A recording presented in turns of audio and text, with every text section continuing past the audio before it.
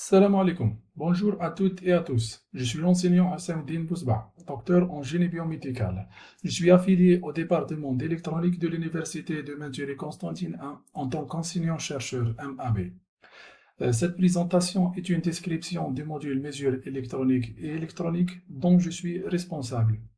Donc, ce module est enseigné dans le département de tronc commun d'éducation en sciences et technologies ST à l'Université de Mansouri Constantine I. Il est dédié aux étudiants de deuxième année licence du système LMD académique pour les spécialités électrotechnique, électronique, génie biomédical, télécommunication et automatique. Ce module a 3 de crédit et un coefficient de 2. Il est enseigné pendant un volume horaire d'environ 37 heures. L'évaluation des étudiants concernés par ce module est divisée en deux parties. Une première partie qui est l'examen final prenant 60% de la note globale et 40% pour la deuxième partie qui est le contrôle continu. Donc, comme chaque module, les mesures électriques et électroniques aussi demandent un bagage de prérequis. Donc, pour le bon déroulement du cours et la bonne compréhension des apprenants, il est recommandé d'avoir des connaissances préalables sur l'électricité générale ainsi que sur les lois fondamentales de la physique, pour le but d'atteindre plusieurs objectifs tels que l'utilisation efficace des appareils de mesure, la maîtrise des principes de fonctionnement des appareils de mesure, l'application de plusieurs méthodes de mesure pour une grandeur électrique et enfin calculer les différentes incertitudes de mesure telles que l'instrumental et méthodique.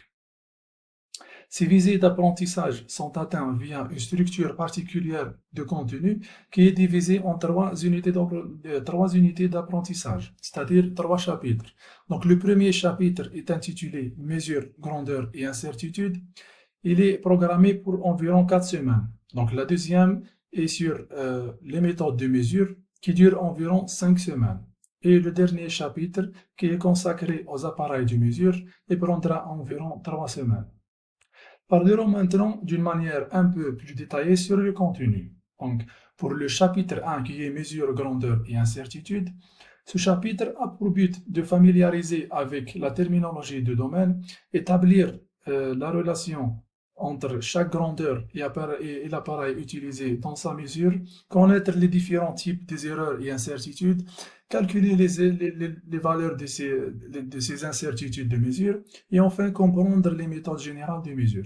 Il est constitué de différentes séquences d'apprentissage qui commencent bien sûr par des définitions et continuent vers l'apprentissage des différentes grandeurs électriques et leurs unités, les erreurs et les incertitudes de mesure, apprendre qu'est-ce qu'un chiffre significatif et comment présenter un résultat de mesure, puis l'apprentissage des différentes caractéristiques des instruments de mesure, et le chapitre se conclut par une explication des méthodes générales de mesure. Donc pour le deuxième chapitre, qui est méthode de mesure, ce chapitre fait comprendre aux apprenants le principe et la procédure de chaque méthode de mesure. Les méthodes de mesure concernées sont les suivantes. Donc la mesure de tension, de courant, de résistance, des impédances, ainsi que la mesure de la puissance en continu et en alternative, et enfin la mesure de la fréquence, la période, le rapport cyclique et le déphasage.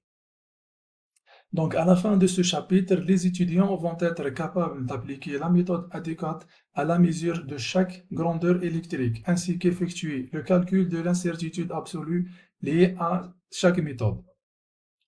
Donc, pour le dernier chapitre qui est sur les appareils de mesure, cette unité d'apprentissage présente principalement la constitution interne des appareils de mesure et son principe de fonctionnement. Commençons par les appareils de mesure analogiques, c'est-à-dire les appareils analogiques à déviation qui peuvent être utilisés dans le régime continu et dans le régime alternatif. Puis finir par les appareils de mesure numérique, délivrant les connaissances nécessaires reliées au fonctionnement des différents appareils de mesure à déviation, ainsi que ces différents types tels que les ampèremètres, les voltmètres universels et multicalibres, et les méthodes de calcul des valeurs de résistance shunt pour chaque calibre.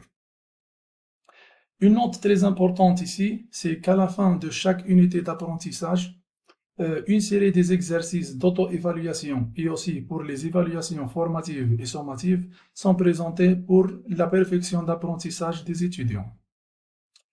Donc, on est arrivé maintenant à la fin de cette vidéo descriptive. J'espère que c'était bénéficiel et merci pour votre attention et suivi.